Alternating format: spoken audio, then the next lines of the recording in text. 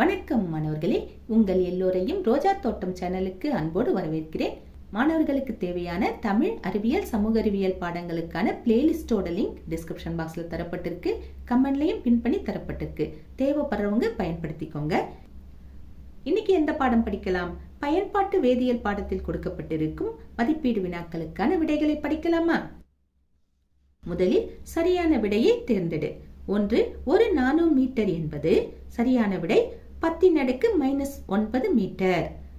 2. Penicillin எனப்படும் எதிர் நுண்ணுயிரி டேஷிலிருந்து பெறப்படுகிறது. நுண்ணுயிரியிலிருந்து பெறப்படுகிறது. 3. 1% அயோடோஃபார்ம் டேஷாக பயன்படுத்தப்படுகிறது. புரைத்தடுப்பானாக பயன்படுத்தப்படுகிறது. 4.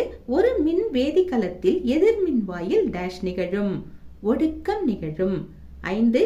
இறந்த விலங்குகளின் வயதை தீர்மானிக்க டேஷ் ஐசோடோப்பை பயன்படுத்தலாம். கார்பன் ஐசோடோப்பை பயன்படுத்தலாம். 6. பின்வருவனவற்றுள் எது இயற்கை சாயம் இல்லை? கொடுக்கப்பட்டுள்ளவைகளில் உருளைக்கிழங்கு என்பது சரியான விடை. உருளைக்கிழங்கு என்பது இயற்கை சாயம் இல்லை. 7. டேஷ் வகை உணவுகள் குறைபாட்டு நோய்களிலிருந்து நம்மை பாதுகாக்கின்றன. விடை வைட்டமின் வகை உணவுகள் குறைபாட்டு நோய்களிலிருந்து நம்மை பாதுகாக்கின்றன. 8. கதிரியக்கவியலுடன் தொடர்புள்ளது எது? விடை கதிரியக்கவியலுடன் தொடர்புள்ளது ஐசோடோப்புகள். 9. ஒரு கரிம சேர்மத்தின் நிறத்திற்கு காரணமான குழுக்கள் டேஷ் என அழைக்கப்படுகின்றன. நிறத்தாங்கிகள் என்று அழைக்கப்படுகின்றன. நிறத்தாங்கிகள் என்றாலும் சாயங்கள் என்றாலும் ஒன்றுதான். சரியா? சாயங்கள்னு ஆப்ஷன் கொடுத்திருந்தா அதையும் நாம் சரியான விடையாக தேர்ந்தெடுக்கலாம். அடுத்தது 10. குளோரின் ஏற்றப்பட்ட ஹைட்ரோ கார்பன்கள் டேஷாக பயன்படுத்தப்படுகின்றன. பூச்சிக்கொல்லிகளாக பயன்படுத்தப்படுகின்றன. அடுத்தது கோடிட்ட இடங்களை நிரப்பு. 1. மின் ஆற்றலை வேதியாற்றலாக மாற்றும் வேதி மின்கலம் டேஷ் ஆகும். மின்னாற்றலை வேதியாற்றலாக மாற்றும் வேதி மின்கலம் மின் பகுப்புக்கலம் ஆகும். 2. வலி மருந்துகள் டேஷ் என்று அழைக்கப்படுகின்றன. வலி மருந்துகள் வலி நிவாரணிகள் என்று அழைக்கப்படுகின்றன. 3. இண்டிகோ ஒரு டேஷ் சாயமாகும். இண்டிகோ ஒரு தொட்டி சாயமாகும். 4. டேஷ் டேஷ் மற்றும் டேஷ் ஆகியவை தாவர வளர்ச்சிக்கு தேவையான பெரும நுண்ணூட்ட தனிமங்களாகும். நைட்ரஜன், பாஸ்பரஸ் மற்றும் பொட்டாசியம் ஆகியவை தாவர வளர்ச்சிக்கு தேவையான பெரும நுண்ணூட்ட தனிமங்கள் ஆகும். அதாவது NPKன்னு சொல்லுவோம். சரியா? 5. கைரேகை பதிவை கண்டறிய பயன்படும் வேதிப்பொருள் டேஷ் ஆகும். கைரேகை பதிவை கண்டறிய பயன்படும் வேதிப்பொருள் நின்ஹைட்ரின் ஆகும். அடுத்தது பொருத்துக. காய்ச்சல் நிவாரணி இதனை காய்ச்சலோடு பொருத்தலாம். அரிப்பை தடுத்தல் இதனை மின்முலாம் பூசுதலோடு பொருத்தலாம். ஹைப்பர் தைராய்டிசம் இதனை அயோடின் 131 பொருத்தலாம். நானோ துகள்கள் இவைகளை பெரிய மேற்பரப்பு பகுதியோடு பொருத்தலாம். நானோ ரோபாட்டிக்ஸ் இதனை புற்றுநோய் செல்களை கண்டறிதலோடு பொருத்தலாம். அடுத்தது சுருக்கமாக விடைகளி. 1. கார்பன் தேதியிடல் என்றால் என்ன? 194வது பக்கத்துல இதற்கான விடை இருக்கு. கதிரியக்க வேதியியலின் பயன்பாடுன்னு ஒரு தலைப்பு இருக்கா? அந்த தலைப்பின் கீழே இருக்கிற பத்தி வேண்டாம். அதுக்கும் கீழே வந்தீங்கன்னா கதிரியக்க கார்பன் தேதியிடல்னு ஒரு குட்டி தலைப்பு இருக்கு பாருங்க. அதுக்கும் கீழே இருக்கிற குட்டி பத்தியை தான் நாம இதற்கான விடையை எழுதணும். எப்படி எழுதலாம்? கதிரியக்க கார்பன் தேதியிடல் இது C14 ஐசோடோப்பை பயன்படுத்தி புதைப்படிவ மரங்கள் அல்லது விலங்குகளின் வயதை தீர்மானிக்க உதவும் முறையாகும். கதிரியக்க கார்பன் தேதியிடல்னா இதுதான். அதாவது C14 ஐசோடோப்பை பயன்படுத்தி புதைப்படிவ மரங்களின் அல்லது விலங்குகளின் வயதை கண்டுபிடிக்கிறதுக்கு பேரு தான் கார்பன் தேதியிடல். சரியா? அடுத்தது 2வது கேள்வி. மயக்கமூட்டிகள் என்றால் என்ன? அவை எவ்வாறு வகைப்படுத்தப்பட்டுள்ளன? 189வது பக்கத்துல மயக்கமூட்டிகள் என்றால் என்னங்கிறதுக்கு விடை இருக்கு. அந்த கடைசி 3 லைன் பாருங்களேன். மயக்க மருந்துகள்னு ஒரு குட்டி தலைப்பு இருக்கா? அதுக்கு கீழே இருக்கிற 3 வரியை பாருங்க. உணர்வை இழக்க செய்யும் மருந்துகள் மயக்க மருந்துகள் எனப்படும். இவை அறுவை சிகிச்சையின் போது நோயாளிகளுக்கு வழங்கப்படுகின்றன. இந்த வரியை முதல்ல எழுதிக்கோங்க. அடுத்தது அவை எவ்வாறு வகைப்படுத்தப்படுகின்றன இன்னொரு கேள்வியும் கேட்டிருக்காங்க இல்லையா? அவை 2 வகைகளாக வகைப்படுத்தப்பட்டுள்ளன. இப்படி எழுதிடுங்க. அந்த 2 வகைகள் என்னென்னா, ஒன்று பொது மயக்கமூட்டிகள், இரண்டாவது குறிப்பிட்ட மயக்கமூட்டிகள். சரியா? இப்படி எழுதிடுங்க. அடுத்தது மூன்றாவது கேள்வி. பயிர்த்துறையில் ரசாயன வேதியியல் உரங்களின் தேவை என்ன? 196வது பக்கத்துல இதற்கான விடை இருக்கு. வேதியியல் உரங்கள்னு ஒரு தலைப்பிற்கு பாருங்க. அங்கதான் நமக்கான விடை இருக்கு. கேள்வியிலிருந்து இதற்கான பதிலை நாம ஆரம்பிக்கலாம். எப்படி ஆரம்பிக்கலாம்? பயிர்த்துறையில் ரசாயன வேதியியல் உரங்களின் தேவை யாதெனில், இப்படி கேள்வியிலிருந்து ஆரம்பிச்சுட்டு வேதியியல் உரங்கள்னு தலைப்பு இருக்கு இல்லையா, அங்கிருந்து கண்டினியூ பண்ணணும். என்ன தரப்பட்டிருக்கு? தாவர வளர்ச்சிக்கு தேவையான நுண்ணூட்டச்சத்து மற்றும் பெரும ஊட்டச்சத்துக்களை வழங்குவதற்காக நிலத்தில் சேர்க்கப்படுகின்றன. ஏன் சேர்க்கிறோங்கிறது தான் நம்ம கிட்ட கேட்கப்பட்ட கேள்வி.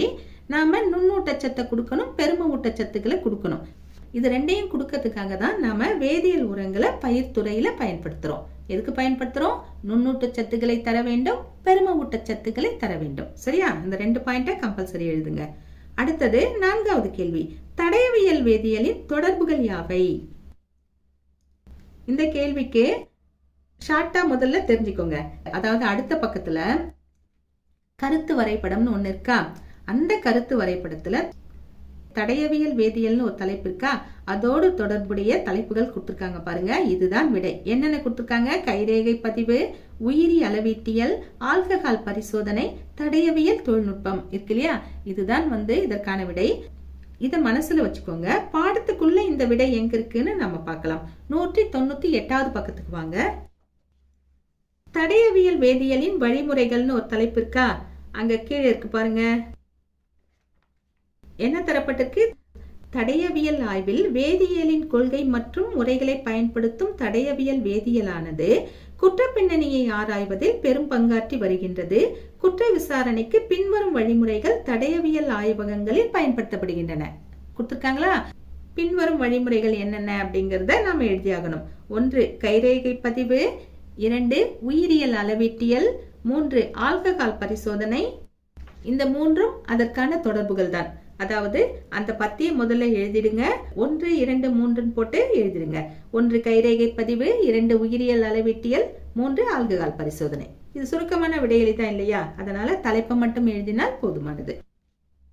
இது உங்களுக்கு ஈஸியா புரியணும்னு தான் இந்த கருத்து வரைபடத்துல காமிச்சேன். சரியா? அடுத்தது பாருங்க, விரிவாக விடையளி. முதல் கேள்வி என்ன தரப்பட்டிருக்கு? பயன்பாட்டின் அடிப்படையில் சாயங்களை வகைப்படுத்துக. 195வது பக்கத்துக்கு வாங்க. இங்க கீழே பாருங்க, சாயங்களின் வகைகள்னு ஒரு தலைப்பு இருக்கா, அந்த தலைப்பின் கீழே இருக்கிற அந்த பத்தி வேண்டாம் நமக்கு.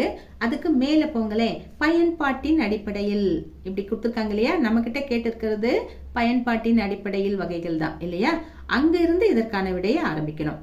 என்னென்ன தலைப்புலாம் வரும்? அமில சாயங்களை எழுதணும், அடுத்து கார சாயங்கள் எழுதணும், மறைமுக சாயம், நேரடி சாயங்கள், தொட்டி சாயம், இது வரைக்கும் எழுதணும். சரியா? அடுத்த பக்கத்துல அமைப்பின் அடிப்படையில் சாயங்களின் வகைகள் கொடுத்திருக்காங்க. நம்ம கிட்ட அமைப்பின் அடிப்படையில் சாயங்களின் வகைகள் கேட்கல, பயன்பாட்டின் அடிப்படையில் மட்டும்தான் கேட்டிருக்காங்க. அதனால இந்த தலைப்புகளை எழுதிடணும். அமில சாயங்கள், கார சாயங்கள், மறைமுக சாயம், நேரடி சாயம், தொட்டி சாயம். சரியா? அடுத்தது 2வது கேள்வி. பல்வேறு உணவு சேர்க்கைகளின் பெயர் மற்றும் செயல்பாடுகளை எழுதுக. 197வது பக்கத்துக்கு வாங்க. இந்த கேள்விக்கான விடை அட்டவணையில அழகா கொடுத்திருக்காங்க. உணவு சேர்க்கைகள்னு ஒரு அட்டவணை இருக்கா, அதை அப்படியே நம்ம எழுத வேண்டியதுதான். அதாவது ஒரு பக்கத்துல உணவு சேர்க்கை வகைகள்னு கொடுத்திருக்காங்க, அடுத்தது செயல்பாடுன்னு கொடுத்திருக்காங்க, அதுக்கு உதாரணத்தையும் கொடுத்திருக்காங்க. இத மொத்தமா எடுத்து எழுதினால் இதற்கான விடை தயார். அடுத்தது உயர் சிந்தனை வினாக்கள். 1 கைபேசியில் பயன்படுத்தப்படும் மின்கலங்களை மறுவூட்டம் செய்ய வேண்டும். அதேபோல் நீங்கள் கடிகாரங்களில் பயன்படுத்தப்படும் மின்கலங்களை மறுவூட்டம் செய்ய முடியுமா? ஆராய்ந்து பதில் கூறுக. இப்படி கொடுத்திருக்காங்க. இதை எப்படி நீங்க புரிஞ்சுக்கணும்னா, கைபேசியில் பயன்படுத்தப்படும் மின்கலங்களை மறுவூட்டம் செய்ய முடியும். அதேபோல் நீங்கள் கடிகாரங்களில் பயன்படுத்தப்படும் மின்கலங்களை மறுவூட்டம் செய்ய முடியுமா, இப்படி புரிஞ்சுக்கணும். சரியா? மறுவூட்டம்னா ரீசார்ஜ் பண்றது. இதற்கான விடை எப்படின்னா, பாரம்பரியமா பயன்படுத்துற கடிகாரங்கள், அந்த காலத்திலிருந்து நம்ம பயன்படுத்திட்டு வர கடிகாரங்கள்ல மறுவூட்டம் செய்ய முடியாது. பேட்டரி போயிடுச்சுன்னா அதை தூக்கி போட்டுட்டு வேற பேட்டரியை தான் நாம போடணும். ஏன்னா அது முதன்மை மின்கலங்கள். ஆனா நவீன காலத்துல இந்த ஸ்மார்ட் வாட்ச் இதெல்லாம் வந்துடுச்சு இல்லையா, இப்போ வர கடிகாரங்கள்ல இரண்டாம் நிலை மின்கலங்கள் பயன்படுத்தப்படுது. இந்த இரண்டாம் நிலை மின்கலங்களை நாம மறுவூட்டம் செய்ய இயலும். எப்படி எழுதலாம்? கடிகாரங்களை பாரம்பரிய கடிகாரங்கள், நவீன கடிகாரங்கள் என இரு வகைகளாக பிரிக்கலாம். பாரம்பரிய கடிகாரங்களில் முதன்மை மின்கலங்கள் பயன்படுத்தப்படுகின்றன. இவைகளை மறுவூட்டம் செய்ய இயலாது. நவீன கடிகாரங்களில் இரண்டாம் நிலை மின்கலங்கள் பயன்படுத்தப்படுகின்றன. இவைகளை மறுவூட்டம் செய்ய இயலும். சரியா? இப்ப அட்வான்ஸா வந்திருக்கிற ஸ்மார்ட் வாட்சில நாம ரீசார்ஜ் பண்ணிக்கலாம். அடுத்த கேள்வி 2. சுதாவுக்கு தீ விபத்து ஏற்பட்டது. அவள் எந்தவித மருந்துகளை பயன்படுத்த வேண்டும்? தீ விபத்து ஏற்பட்டதுன்னா அதுக்கப்புறம் எந்தெந்த மருந்துகளை பயன்படுத்தணும்னு கேட்டிருக்காங்க. வலி கண்டிப்பா இருக்கும், அதனால வலி நிவாரணியை பயன்படுத்தணும். அப்புறம் காய்ச்சல் கண்டிப்பா வரும், பாராசிட்டமால் மாதிரியான மருந்துகளை பயன்படுத்தணும். அதுக்கப்புறம் புண்ணு ஏற்பட்டிருக்கும் இல்லையா, அது செப்டிக் ஆகாம இருக்க புரை தடுப்பான்களை பயன்படுத்தணும். இதெல்லாம் தான் விடை. எப்படி முறைப்படுத்தி எழுதலாம்? நோட் பண்ணிக்கோங்க. சுதாவிற்கு ஏற்பட்ட தீ விபத்தினால் அவள் அதிக வலிகளை அனுபவிப்பாள். எனவே வலி நிவாரணிகளை பயன்படுத்த வேண்டும். எடுத்துக்காட்டு ஆஸ்பிரின், நோவால்ஜின். 2. அவளுக்கு காய்ச்சல் வர வாய்ப்பிருக்கிறது. எனவே பாராசிட்டமால், ஆன்டிபைரின், ஆஸ்பிரின் போன்றவற்றில் எதையாவது ஒன்றை பயன்படுத்தலாம். 3. தீ விபத்தினால் புண்கள் ஏற்படலாம். அதை தடுக்க புரை தடுப்பான்களை பயன்படுத்தலாம். எடுத்துக்காட்டு அயோடோஃபார்ம். 4. எல்லாவற்றுக்கும் மேலாக மருத்துவர் ஆலோசனையின்படி நடக்க வேண்டும். நாமளே இதையெல்லாம் வீட்டில் செய்துட்டு இருக்கக்கூடாது. கட்டாயம் மருத்துவரை நாடி செல்ல வேண்டும். அடுத்தது 3வது கேள்வி. ஒரு பயிர் நிலத்தின் மண்ணின் pH மதிப்பு 5. அங்கு என்ன வகையான உரங்கள் பயன்படுத்தப்பட வேண்டும்? அந்த நிலத்தின் pH மதிப்பு 7ஐ விட குறைவாக இருந்திருந்தால் அது அமிலத்தன்மையுடைய நிலம். 7ஐ விட அதிகமாக இருந்தால் அது காரத்தன்மையுடைய நிலம். 7 இருந்ததுன்னா அது நடுநிலைத்தன்மையுடைய நிலம் இல்லையா?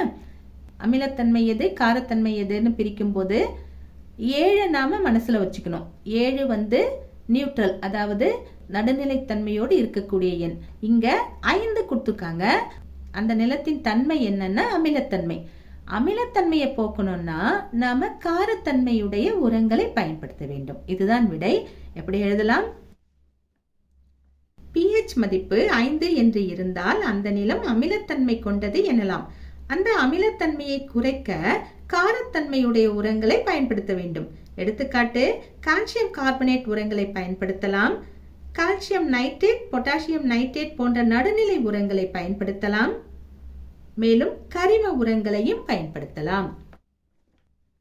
மாணவர்களே, இன்று நாம் பயன்பாட்டு வேதியியல் பாடத்தில் கொடுக்கப்பட்ட மதிப்பீடு வினாக்களுக்கான விடைகளை பார்த்தோம். நாம் வேறு பாடத்தோடு மீண்டும் சந்திக்கலாம். Tata, bye bye.